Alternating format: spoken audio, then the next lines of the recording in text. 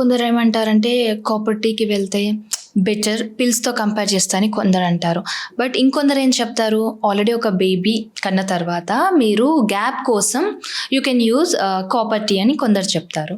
So, marriage అవ్వగానే copper టీని use చేయొచ్చా? అంటే ప్రెగ్నెన్సీ ప్లాన్ అవ్వకముందు. So copper T is for spacing of births అండి. అంటే యాక్చువల్లీ చెప్పాలంటే ఒక బేబీ పుట్టిన తర్వాత మీరు మీ బాడీ రెజ్యుమినేట్ అవ్వడానికి, మీకు సిజేరియన్ సెక్షన్ అయితే స్కార్ హీల్ అవ్వడానికి you need some time, at least 18 months of time. ఆ టైంలో ఫర్టిలిటీ పోస్ట్పోన్ చేయడానికి copper T is the best option. Okay. But copper T అనేది ఫస్టే అంటే ఇమీడియట్గా పెళ్ళైన వెంటనే అయితే యూజ్ చేయడానికి it's not a good option అనమాట. Okay. It's for spacing of births. Reason ఏంటి డాక్టర్? అంటే కాపర్ టీ అనేది ఇట్స్ ఇన్వేజివ్ థింగ్. మనం యూట్రస్లోకి ఇన్సర్ట్ చేయాలి అది. సో యూజువలీ ఒక డెలివరీ అయిన తర్వాత the cervix will be open and it will be easy to insulate. Already అంటే ఒక చైల్డ్ కూడా పుట్టకపోతే it will be much difficult. Cervix is very thin. So insulate చేయడం అనేది ప్రాబ్లమ్గా ఉంటుంది. And there are much more advanced contraceptives other than copper T which ఇంకా రీసెంట్గా ఉన్నవి.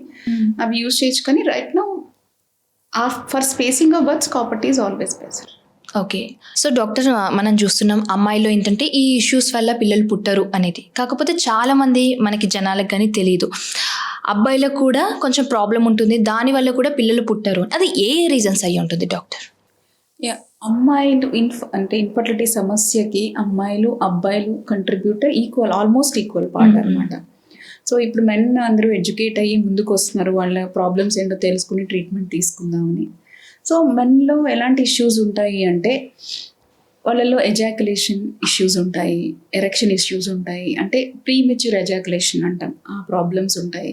అండ్ సెమెన్ అనాలిసిస్లో కూడా సెమెన్ కౌంట్ అనేది తక్కువ ఉండడము, లేకపోతే నార్మల్ ఫామ్ అంటే నార్మల్గా కనబడే స్పర్మ్, అంటే స్పర్మ్లో హెడ్, నెక్ పీస్, టెయిల్ అని ఉంటాయి అనమాట. ఆ పార్ట్స్ అన్నీ కరెక్ట్గా ఉండని స్పర్మ్స్ ఎక్కువగా ఉండడము, అబ్నార్మల్ ఫార్మ్స్ అనేవి ఎక్కువగా ఉండడము, లేకపోతే మొటిలిటీ అంటే స్పర్మ్ మెయిన్ ఇంపార్టెంట్ థింగ్ ఏంటంటే ప్రోగ్రెసివ్ మొటిలిటీ అంటాం. అంటే స్పర్మ్ ఇలా ఈదుకుంటూ ముందుకు వెళ్ళాలి.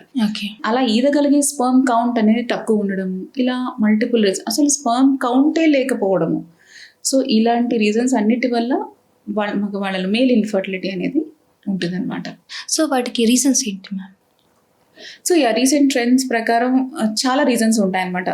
కౌంట్ తక్కువగా ఉండడానికి హీట్ ఎక్స్పోజర్ మెయిన్గా మెన్కి, అంటే లాంగ్ బైక్ డ్రైవ్ చేసేవాళ్ళు, సన్లో పనిచేసేవాళ్ళు, హీట్ దగ్గర పనిచేసేవాళ్ళు, వాళ్ళకి ప్రాబ్లం ఉంటుంది. And alcohol, smoking has a very very bad effect on sperm health అనమాట. డైరెక్ట్లీ ద స్పర్మ్ ప్రొడక్షన్నే ఎఫెక్ట్ చేస్తుంది. సో ఈ ఎక్కువ ఎక్స్పోజర్ టు ఎలక్ట్రోమాగ్నెటిక్ రేడియేషన్ అనమాట. ఈ సాఫ్ట్వేర్ ఇంజనీర్స్ వాళ్ళు ల్యాబ్స్ మీద ల్యాప్టాప్ పెట్టుకుని వర్క్ చేయడము, అంటే లోవర్ పాకెట్లో మొబైల్ ఫోన్స్ పెట్టుకోవడము. సో సెక్షువల్ ఆర్గన్స్కి దగ్గరగా ఎలక్ట్రోమాగ్నెటిక్ రేడియేషన్ వల్ల స్పర్మ్ కౌంట్, క్వాలిటీ, మొటిలిటీ అన్నీ తగ్గడం జరుగుతుంది.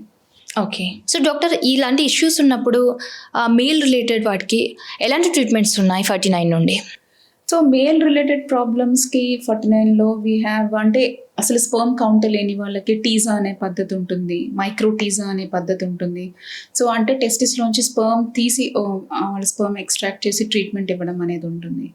అంటే సివియర్ ఇంకా వారికోసీల్ ప్రాబ్లం ఉన్న వాళ్ళకి వారికోసీలెక్టమీస్ చేస్తాము. ఇలా మల్టిపుల్ ట్రీట్మెంట్స్ అనేవి ఉంటాయి అన్నమాట మేల్ ఫర్టిలిటీ ఇష్యూస్కి. ఓకే. అండ్ ఫీమేల్ వర్షన్కి వచ్చేసరికి ఎలాంటి ట్రీట్మెంట్స్ ఉంటాయి? సో ఫీమేల్ వర్షన్ అంటే అంటే ఫీమేల్ మేల్ అని కాదు, we treat a couple. Okay. So అలా ఫీమేల్ వచ్చేసరికి అంటే IUI ట్రీట్మెంట్స్ అనేవి అవైలబుల్గా ఉన్నాయి. IVF is available, IVF ICSI, and ఇంకా advanced techniques INSEE is also available with us. అంటే advanced techniques and we use microfluidics అనే కొత్త పద్ధతి స్పర్మ్ ప్రిపరేషన్ టెక్నిక్స్లో వాడతాం అనమాట. సో అది మంచిగా సక్సెస్ రేట్స్ అనేవి ఇంప్రూవ్ చేయడానికి ఉపయోగపడుతుంది. ఇప్పుడు మీరు చెప్పిన నేమ్స్ అన్నీ కూడా సో దేనికి ఏ విధంగా చేస్తారో ట్రీట్మెంట్ చేస్తారో ఒకసారి ఎక్స్ప్లెయిన్ చేస్తారా? సో కమింగ్ టు IUI అంటే ఇంట్రా యూట్రైన్ ఇన్సెమినేషన్ అనమాట. సో ఇది యూజువల్గా unexplained infertility, male factor infertility, ఈ ప్రాబ్లమ్స్ ఉన్న వాళ్ళకి ఈ IUI అనే పద్ధతి వాడతాం అనమాట. Next coming to IVF and ICSI.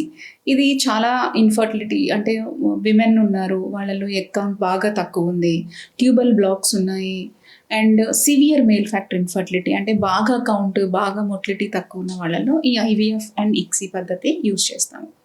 And ఇంతకుముందు మల్టిపుల్ ఫెయిల్యూర్స్ ఉన్నాయి అలాంటి వాళ్ళల్లో మనం మైక్రోఫ్లూయిడిక్స్ అనే పద్ధతి ద్వారా స్పర్మ్ ప్రిపరేషన్ అనేది చేస్తాము.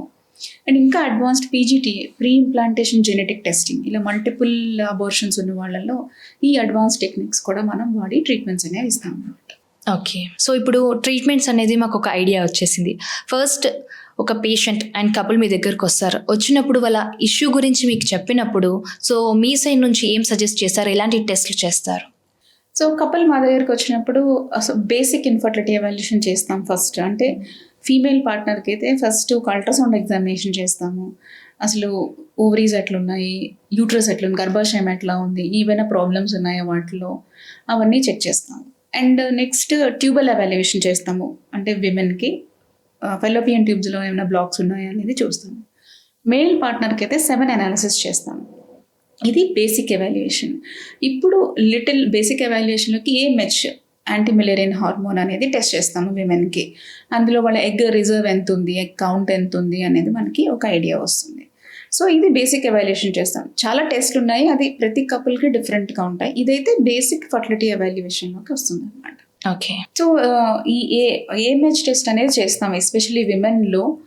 ఇది ఎందుకు చేస్తాము అంటే వాళ్ళ ఎగ్ రిజర్వ్ అంటే వాళ్ళకి మామూలుగా విమెన్ అందరూ సర్టన్ అమౌంట్ ఆఫ్ ఎగ్స్తో పుడతారు.